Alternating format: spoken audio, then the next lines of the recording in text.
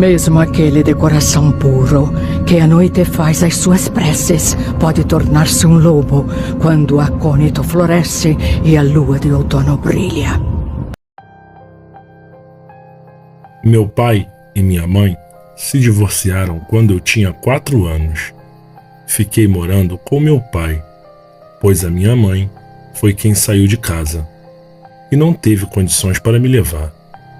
Não a julguem, por favor. Ela teve seus motivos, e eu não a culpo por me deixar, pois imagina a dor de ter que abandonar um filho, sem ter condições de poder levá-lo consigo. Além do mais, sempre quando ela podia, ia me buscar, para passar um tempo com ela. Sempre íamos para a casa de minha avó, pois ela trabalhava de doméstica e morava no trabalho. Vou contar aqui um relato que aconteceu com meu avô. Em uma outra oportunidade, vou trazer também um relato que aconteceu com as minhas tias e a minha mãe, quando elas ainda eram pequenas. E foi essas 2 histórias que mais me marcaram. Meu amado e querido avô morreu quando eu tinha uns 3 anos. Minha avó sempre contava as coisas que acontecia com eles. Então vamos lá. Meus avós moravam em uma ilhota, pois eles sobreviviam de pesca. Eles armavam as tralhas ao anoitecer e quando estava próximo do amanhecer, iam buscar os pescados e levar para a cidade para poder vender. Numa dessas tardezinhas, minha avó falou que quando chegou na beira do rio, sentiu uma sensação estranha, como se alguém a tivesse olhando.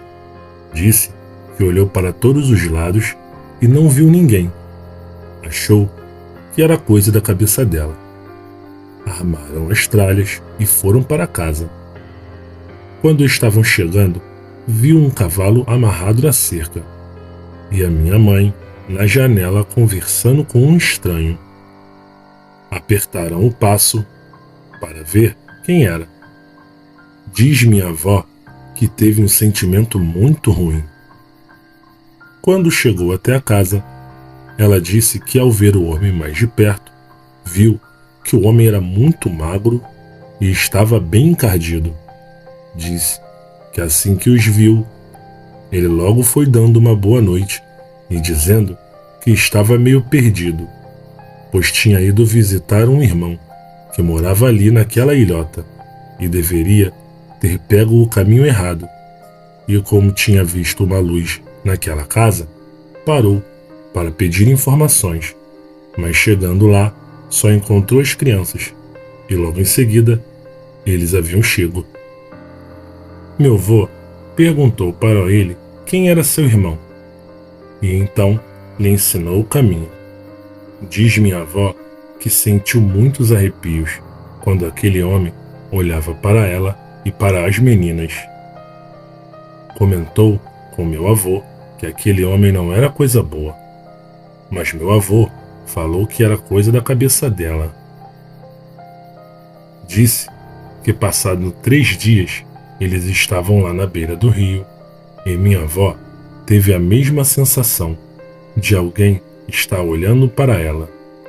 Não demorou muito, aquele homem estranho apareceu e ficou conversando com o meu avô. Ela achou estranho a conversa daquele sujeito, fazendo muitas perguntas, do tipo: vocês estão todos os dias aqui? Vocês não têm medo de deixar as meninas sozinhas em casa? Diz minha avó que não gostou nada daquela conversa. Deixou meu avô e aquele homem lá e voltou para casa, mas com a sensação de que algo de errado tinha naquela pessoa. Quando meu avô chegou em casa, ela comentou com ele e mais uma vez ele disse que era coisa da cabeça dela. Se passou uns dias e aquele homem não apareceu mais e ficou por isso mesmo.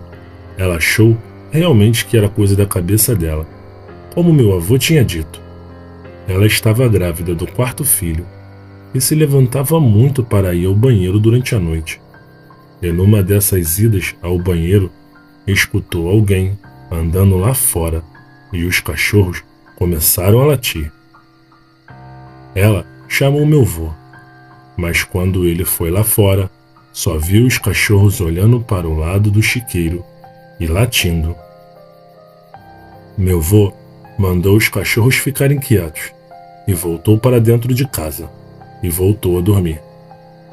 Como minha avó estava no final da gravidez, não ia mais ao rio com o meu avô. E um desses dias, meu avô, quando chegou no rio, disse que aquele homem tinha aparecido lá de novo, fazendo perguntas. E dessa vez, quem não gostou nada da conversa daquele sujeito foi o meu avô. No outro dia, estava chovendo, e antes do meu avô sair, minha avó mandou ele levar a espingarda, pois ela estava tendo uns pressentimentos ruins. Meu avô falou para ela que nunca levou a espingarda, e não era aquele dia que ele iria levar. Logo em seguida, saiu, esbravejando algo que ela não entendeu. Ela então foi colocar as meninas para dormir. Não demorou muito, nem 10 minutos. Meu avô entrou quase com porta e tudo para dentro de casa, branco, igual um papel, com os olhos arregalados e tremendo. Minha avó, assustada com a aparência do meu avô, perguntou o que estava acontecendo. Minha avó disse que ele ficou ali, de pé, sem falar nada, por uns 5 minutos, até que sua cor começou a voltar ao normal. Minha avó falou que não parava de perguntar o que tinha acontecido, até que ele se sentou no sofá e disse que tinha se assustado com um raio que tinha caído muito perto dele e quase o acertou. Minha avó disse que não acreditou, mas pelo estado que ele se encontrava, ela achou melhor deixar como estava. Naquele dia, ele não voltou para o rio. No dia seguinte, arrumou as tralhas, pegou a espingarda e, quando estava saindo, minha avó perguntou por que está levando a espingarda. Ele respondeu que tinha visto um rastro de porco do mato e, se ele encontrasse, ele iria caçá-lo. Minha avó disse que deu uma risadinha e falou que sabia que tipo de porco ele iria caçar. Meu avô voltou para trás, bravo, e falou: então, já que você é a sabichona, sabe de tudo, vou caçar o que então? Minha avó falou que no mesmo instante se virou para ele e respondeu: aquele lobisomem que te botou para correr ontem. Na mesma hora, meu avô arregalou os olhos e engoliu seco e perguntou: como você sabe disso? Minha avó disse e respondeu exatamente assim para ele: esse lobisomem já faz meses que está rondando a casa. Eu só não tinha falado nada com você porque ia dizer que era coisa da minha cabeça. E tinha quase certeza que ele era aquele homem, encardido. Meu avô ficou pasmo e bravo ao mesmo tempo, porque ela sabia e não falou nada para ele. E o perigo que ela e as meninas estavam passando. Ficava sozinha em casa, enquanto ele estava no rio. Ela disse que ela e as meninas estavam protegidas em casa e não tinha medo daquele lobisomem. Quem estava desprotegido era ele, na beira do rio. Meu avô estava de boca aberta, vendo a calma que a minha avó falava sobre aquilo. Meu avô não foi pescar naquela noite. Na manhã seguinte, bem cedo, minha avó disse para que eles fossem à cidade, que tinha que falar com um padre e que era para levar a espingarda e as munições. Ela iria pedir para o padre consagrar as munições, já que munição normal até pode matar um lobisomem, mas uma munição e uma arma consagrada seria muito mais eficaz e aumentaria de forma considerável as chances de matar aquele monstro. Com as munições normais, não seriam tão garantidos. E se ele fosse atacado, provavelmente morreria. Meu avô fez tudo o que a minha avó mandou. Uma semana depois do ocorrido, nasceu a minha terceira tia. Mas, por causa do ocorrido, minha avó e as meninas ficaram na cidade, na casa de uma comadre dela. E meu avô em casa, pois tinha que pescar, porque dali que saía o sustento da família. Uns 15 dias depois, meu avô chegou aonde minha avó estava hospedada e falou que tinha resolvido o problema. E contou para minha avó como foi. Disse que estava indo na beira do rio quando ele escutou alguém andando por trás dele.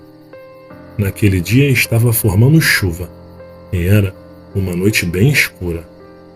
Só os raios e as lanternas iluminavam. Meu avô disse que não esperou o ataque. Se virou e atirou, e só escutou um grunhido muito assustador. Largou tudo, só levando a espingarda, e correu mais que as pernas podiam aguentar em direção à sua casa. Não queria nem saber o que tinha acertado. Disse que não dormiu, ficou de tocaia em cima da casa, pois se aquela coisa que ele atirou viesse atrás dele, não o acharia. Mas nada apareceu.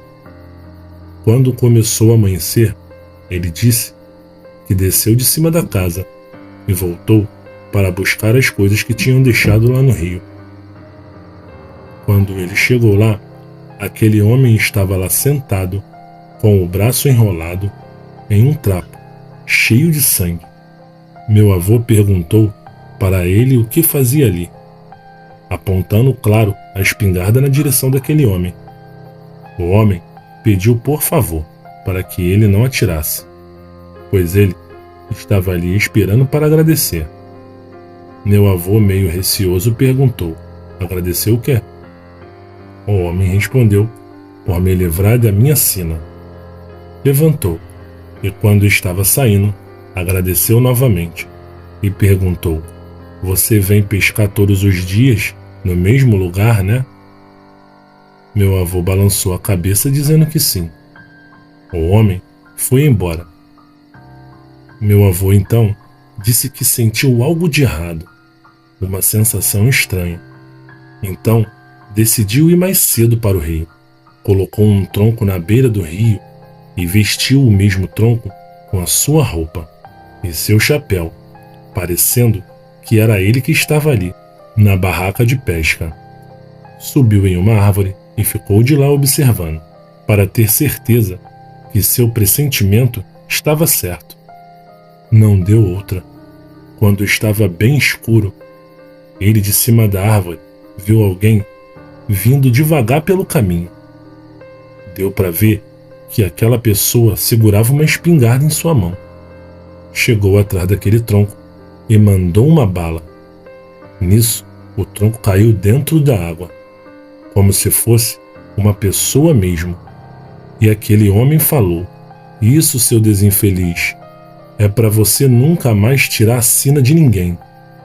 Logo depois desferiu mais uns palavrões, deu uma gargalhada demoníaca e foi embora.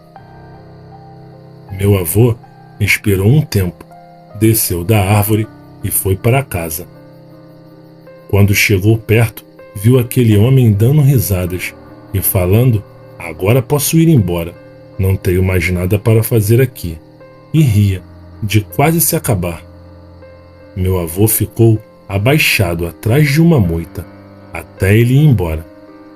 Meu avô já tinha arrumado tudo, como se não tivesse mais morando ali, como se tivesse abandonado o lugar. Ele iria ficar mais uns dias na cidade com a minha avó, mas quando chegou, viu um tumulto na frente de uma venda e foi ver o que estava acontecendo. Quando chegou perto, viu aquele homem, todo furado de faca e caído ali no chão, já sem vida. Meu avô perguntou o que tinha acontecido e disseram que aquele homem tinha tomado umas e arrumou uma briga com o valentão e acabou levando a pior. Quando meu avô terminou de contar o que aconteceu para minha avó, eles voltaram para casa. Esse foi um dos relatos que aconteceu com a minha família, que sempre foi cercada pelo sobrenatural. Vou trazer outros relatos aqui. Espero que tenham gostado da história que aconteceu com a minha avó, meu avô e as minhas tias e a minha mãe. Boa noite.